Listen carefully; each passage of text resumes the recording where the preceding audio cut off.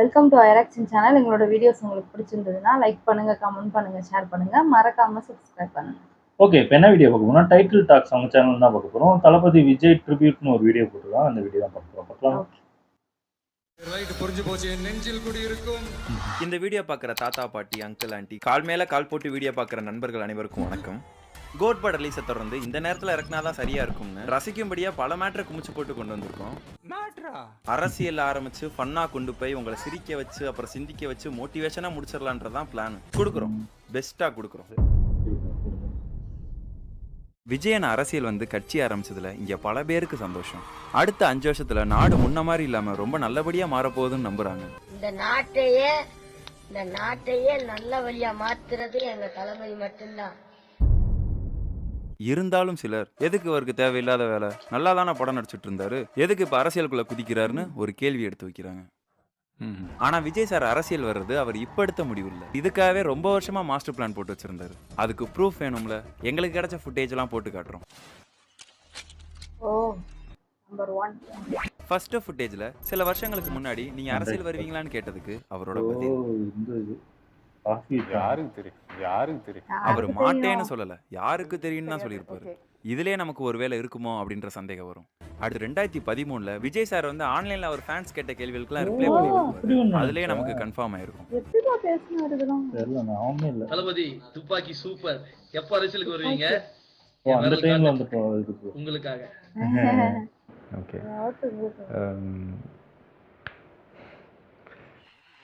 என்ன சொல்ல போறேன்? இன்னும் நிறைய டைம் இருக்குங்க. நான் அரசியலுக்கு வருவது உறுதி. அடுத்தடுத்த பிரஸ் மீட் எல்லாத்துலயும் அவர் அரசியல் வரதை பத்தி ஸ்ட்ராங் ஆக்கிக்கிட்டே இருப்பாரு.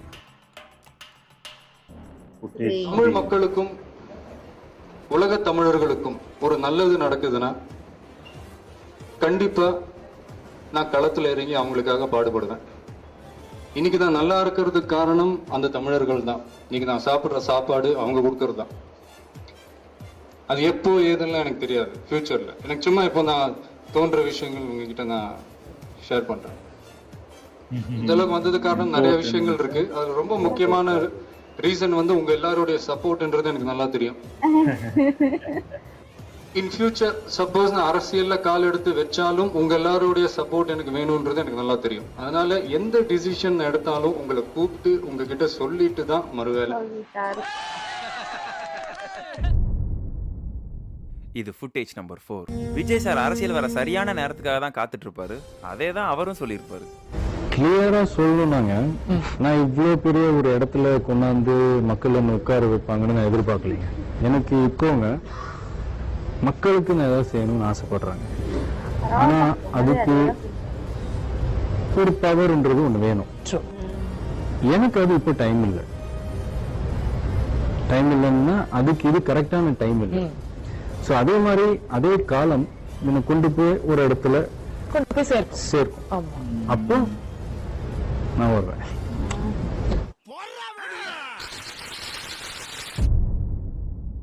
விஜய் சார் எதிர்பார்த்த நேரம் இதுதான். அவர் கட்சி ஆரம்பிச்சு தமிழக வெற்றி கழகம்னு பேர் வச்சு அழகான கொடி ஏத்தி அதுக்கு ஒரு பாட்டு லிஸ்ட் பண்ணி பசங்க அதுக்கு வைப் பண்ணிட்டு இருக்காங்க.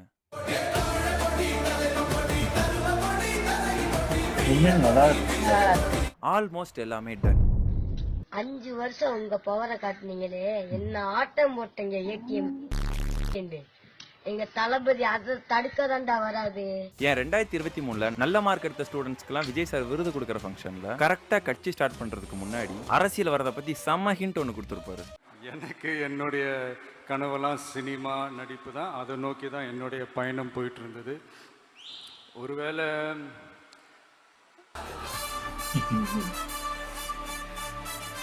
சரி, அது விடுங்க, அது இப்போ எதுக்கு,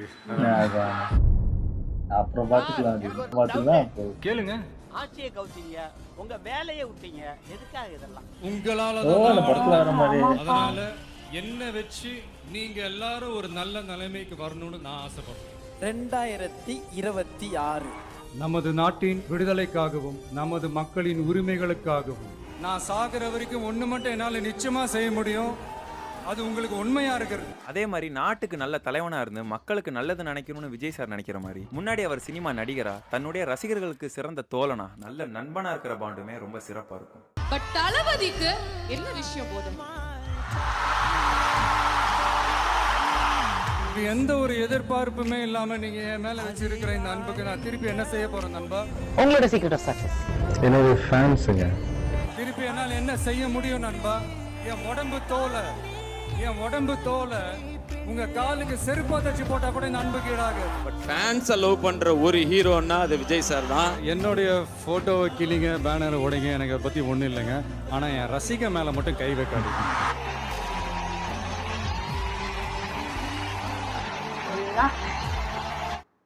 விஜய் அவரோட நண்பர்களை பத்தி அடிக்கடி மேடைகளை பேசுறது உண்டு.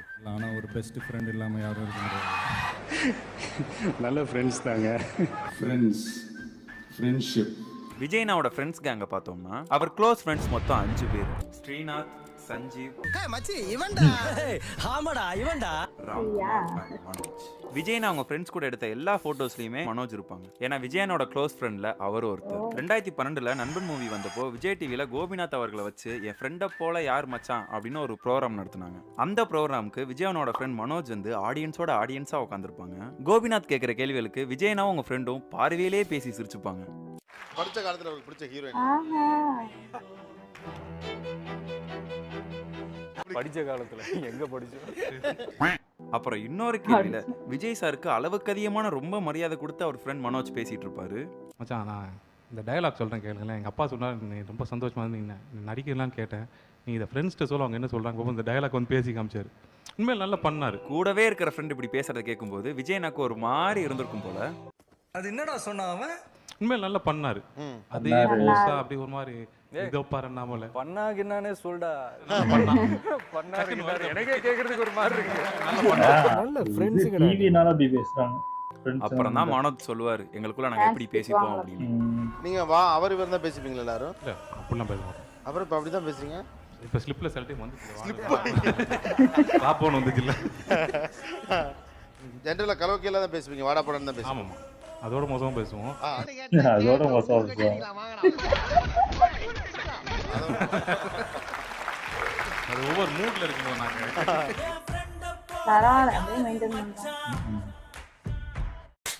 எல்லாருமே விஜயனாவை பார்த்து சொல்லக்கூடிய ஒரு விஷயம்னா இதுதான். யாரெல்லாம்னா அவர் ஃப்ரெண்ட்ஸ், ஃபேமிலி, கோ ஆக்டர்ஸ் எல்லாருமே அந்த அமைதியா சைலண்ட் ஆயிட்டான். அமைதியா இருக்கிறது அமைதிக்கு பேர் தான். ஏன் விஜய் சார்ட்ட அதை பத்தி கேட்கும்போது தன்னை பத்தி என்ன சொன்னார்னா, நிறைய பேருக்கு பிடிக்காது நான் வந்து ரொம்ப அமைதியா சைலண்டா இருப்பேன் அப்படின்றது. அதுதான் எனக்கு பிடிக்கும். பட் நான் அமைதியா இருந்து நிறைய விஷயங்கள் சாதிச்சிருக்கேன். இது எந்த அளவுக்கு உண்மைனா விஜய் சார் கலந்துக்கிற ஷோஸ்ல அங்க ஏதாச்சும் ஃபன் நடந்து ஊரே அதுக்கு கைத்தட்டி சிரிச்சா கூட அங்க விஜய் சார் மட்டும்.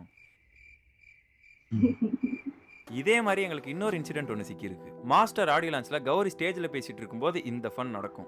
கோ actors Malvika ma'am, Shanthanu ma'am, Shanthanu ma'am and Vijay sir. எங்க பச்சிருக்க? அங்க யாரா இருக்க? யாரும் இல்ல. இப்போ நம்ம எல்லாரும் ஆவலோட எதிர்பார்த்து கொண்டிருந்த விஜய் அண்ணா கொடுத்த தக் சீரிஸ் பார்க்க போறோம். என்னதான் எல்லாரும் விஜய் அண்ணாவை சைலண்ட்னு சொன்னா கூட அதே நேரத்தில் தளபதி ரொம்ப ஃபன்னான பர்சனும் கூட. அவர் அதை அடிக்கடி நிரூபிச்சுக்கிட்டே இருப்பாரு. கொஞ்சம் சீரியஸா क्वेश्चन எல்லாம் கேட்கலாம்னு இருக்கு சார். சீரியஸா உங்ககிட்ட எப்படியா சீரியஸ் உன்னை பார்த்தா ஒரு சிரிப்பா வருது எனக்கு. இந்த மாதிரி விஜய் அண்ணா பண்ண ஃபன் அண்ட் டக்ஸ் எல்லாமே வரிசையா பார்க்கலாம். அவர் வந்து எவ்வளவு பெரிய பிட்டா இருந்தாலும் ஆடி காட்டு அப்படின்னு பிட்டா பாப்பாரு மன்மோர்னு மூணாவது வாட்டி. நீங்க எத்தனை வரைக்கும் படிச்சிருக்கீங்க?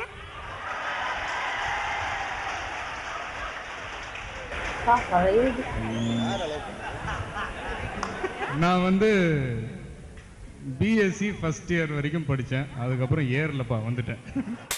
I'm so happy for you man. I'm so happy for you. Keep rock. உனக்கு இதெல்லாம் செட்டே ஆகாது லோகேஷ். சீக்கிரமாகவே ஜெயிக்கலான்றதுக்கு லோகேஷ் ஒரு எக்ஸாம்பிள். சரிங்களா? ரொம்ப ஓவர் எடுக்க ஏன் அசிங்கப்பட்டு விட்ட நீ என்ன? உங்க வைஃப் சங்கீதா பண்ற பிரியாணி நல்லா இருக்குமா, உங்க அம்மா பண்ற பிரியாணி நல்லா இருக்குமா? கொஞ்சம் மாட்டி விடலாமான்னு பாக்கேன். எது நல்லா இருக்கும் சூஸ் பண்ணுங்க. என் குக்கு பழனி பண்ற பிரியாணி.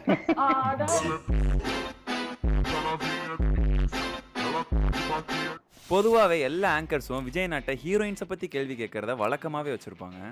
உங்களுக்கு பிடிச்ச நடிகை யார்? பொண்ணுங்க இருக்காங்கல்ல. Who is hotter? படிச்ச காலத்துல உங்களுக்கு பிடிச்ச ஹீரோயின் யாரு? ஹீரோயின்ஸை பற்றி எந்த மாடுலேஷனில் கேள்வி கேட்டாலும் கேள்வி கேட்ட ஆங்கருக்கே வாயடிச்சு போகிற மாதிரி தான் பதில் வரும். Who is hotter? யானா Gupta, Bipasha Basu, Mallika Sharaf. 3 பேர்.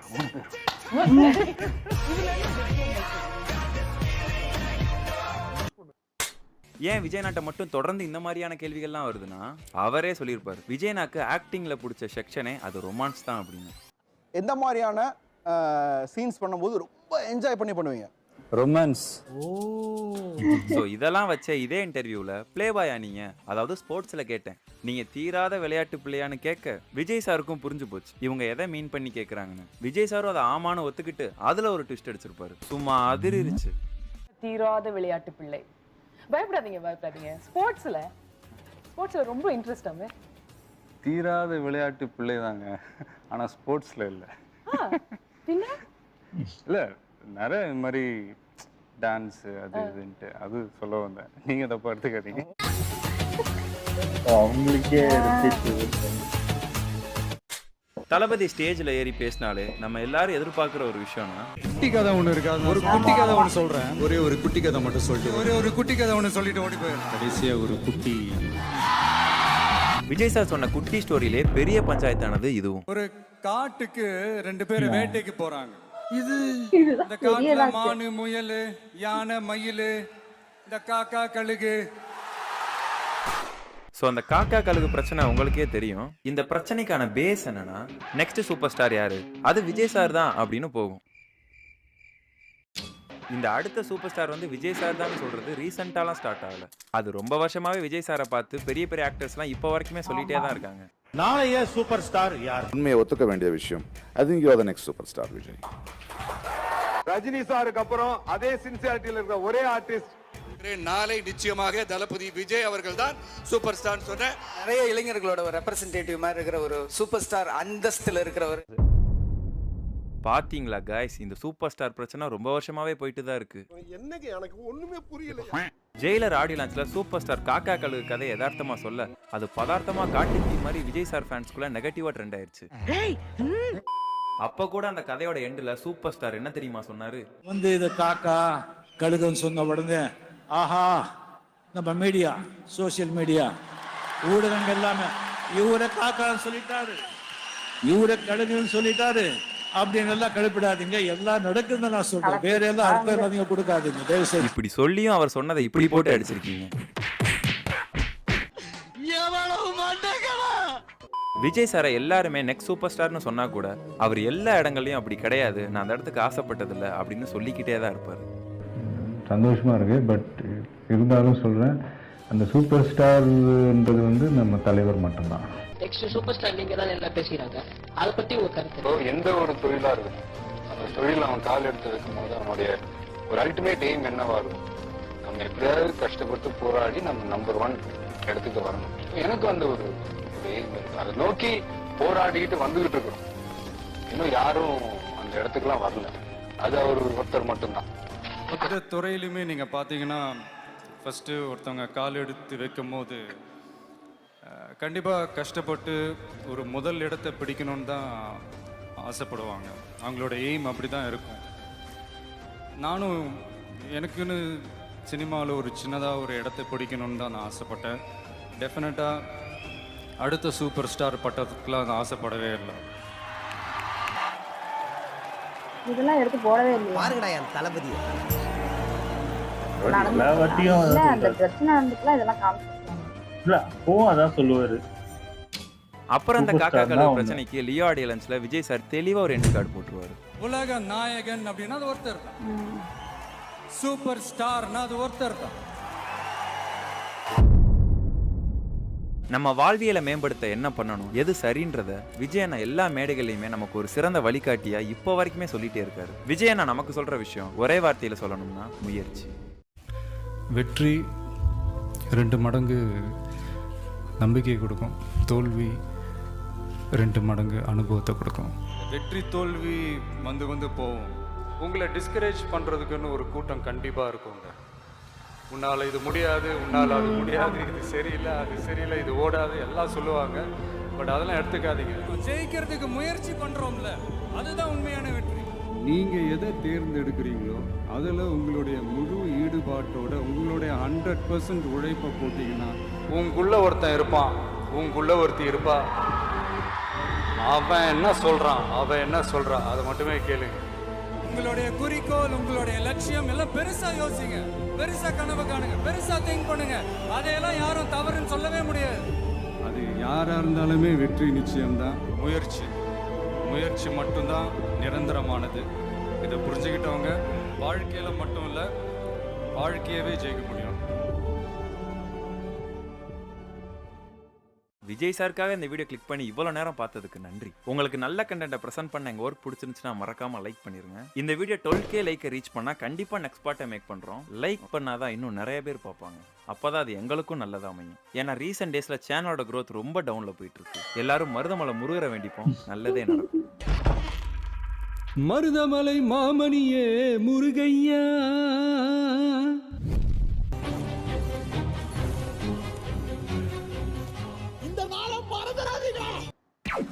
தேங்க்யூ.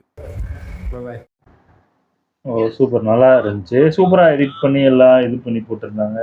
எனக்கு தெரிஞ்சு அந்த ஃப்ரெண்ட்ஸ் இதெல்லாம், அந்த நண்பன் இது ஆடியோ லான்ச்லாம் சூப்பராகவே இருந்துச்சு. அந்த அந்த ஃபன்னாக விஜய் டிவியில் போட்டாங்கன்னு நினைக்கிறேன். அது ஜாலியாக ஜீவா, ஸ்ரீகாந்த் அவங்கெல்லாம் பார்த்தீங்கன்னா கிட்டத்தட்ட அவங்க ஏதோ கிட்டத்தட்ட விஜயோட ஃப்ரெண்டாக அவ்வளோ ஜாலியாக அவங்க, அதாவது விஜய் வந்து பெரிய ஹீரோ அப்படின்னு மாதிரிலாம் இல்லை, 3 பேருமே அவ்வளோ ஜாலியாக பேசிக்கிட்டு இருந்தாங்க. ஜாலியாகவே இருந்துச்சு. அவர் ஃப்ரெண்டு வந்து இப்ப மீடியா முன்னாடி அவன் பேச முடியக்கூடாதுன்ட்டு அவர் இவருன்னு சொன்னாரு. இப்போ ஒருவேளை அப்படி பேசியிருந்தாருன்னு வச்சுங்க, ஃபேன்ஸ் நல்லா திட்டி விட்டுருவாங்க. ஏன்னா நீ அவன் இவன் பேசுறது கண்டிப்பா வந்துருக்கும். அதனால அவர் அவாய்ட் பண்ணிருக்கலாம் நான் நினைக்கிறேன்.